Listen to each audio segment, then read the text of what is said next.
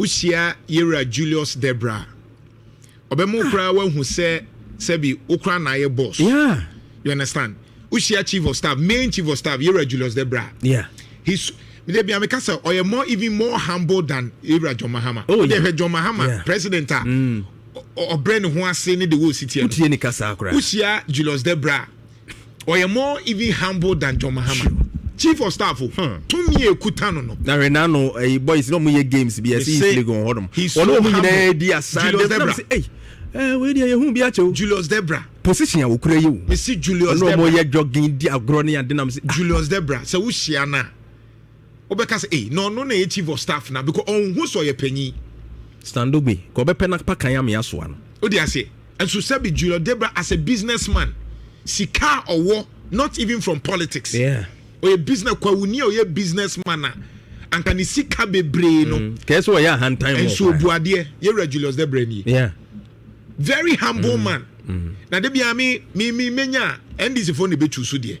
Yeah, but or exhibit upo a me susu be best fit by Julius DEBRAH.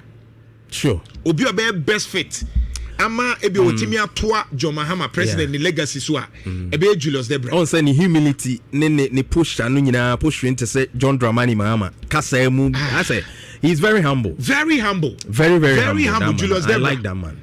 Ushia na me so obemu ahu say ebi kura wo na aye boss. Ushia na. You understand? Now deputy and in the me say the first time the first time Ushia me I feel cry me say ade Diana me so ana. What do I say? Yeah. The first time Ushia I said Diana also or say my monitor watch na me hu so ka no kre. Yeah. O say me be Kumasi a me monitor. Yeah.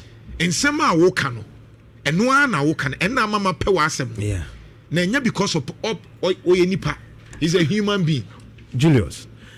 Oko grassroots no kra no a. He's so good. I mean they love him. Main chief of staff on Kasa Sada.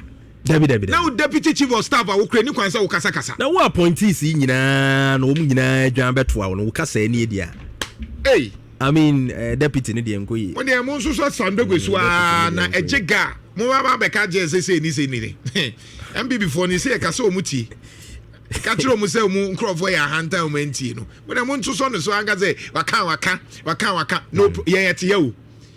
Na no me ka MP before say mu lusu a me megusu aye madwuma me kansa asem no muntie ye mu bia nya amanyofo ne tua ye ka o ye adwuma ye bre ye mogya ni na boso me so a ye tua ye ka iti me ka say MPP mu lusu a DC sin minister mu na me unemployed. Yeah, but na JANTUAH megusu aye adwuma say this mu lusu a na JANTUAH will be employed because me say me ye adwuma sa 20-30 years a sebi menya adwuma aye na said the wotia na ukoso akọ wani mutia na atie obi on mu na moto di nani ma prosika ne ho na no mihia no poku trade regional minister bi obi anka no ho no ono nkwa na mse eh on na akuri abetrem no okura no politics yes obi akura ni na chi no akura mu ama no unyo bia emre da ne politicians must learn no na them say they don't learn arrogance of power.